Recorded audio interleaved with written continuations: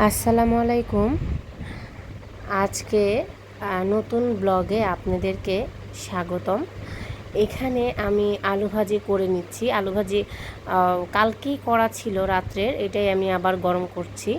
আমরা প্রতিদিনই সকালবেলা যেহেতু একটু কাজের প্রেশার থাকে, আমার রাতের বেলাই সকালবেলার নাস্তা কি করব এটা রেডি করে রাখি। এক এক সময় দেখা যায় যে ভাজিটা করার সময় থাকে না সকালে।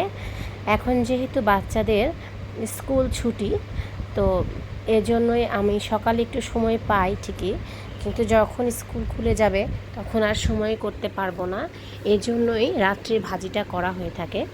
তো এখানে আমরা ভাজিটাকে একটু পানি দিয়ে খেতে পছন্দ করি, একটু পানি পানি রাখি।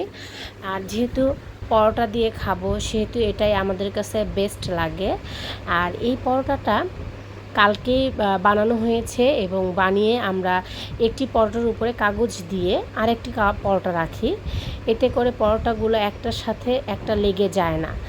আর আমি কিন্তু ডিপ ফ্রিজেও সংরক্ষণ করতে পারি, কিন্তু যেহেতু আমরা ডেইলি খাই, প্রতিদিনই খাই, রুটিটাও এভাবে রাখা হয় একটার সাথে আরেকটা যাতে লেগে না যায়, এর জন্য কাগজ বা পেপার ইউজ করা হয়। তো এটা হচ্ছে আমাদের নর্মাল ভাবে আমি সংরক্ষণ করি। আর যদি আমি দেখা যায় যে বেশি দিনের জন্য পরোটা রাখবো, সেক্ষেত্রে আমি একটু ছেঁকে তারপরে ডিপ ফ্রিজে রেখে দিই।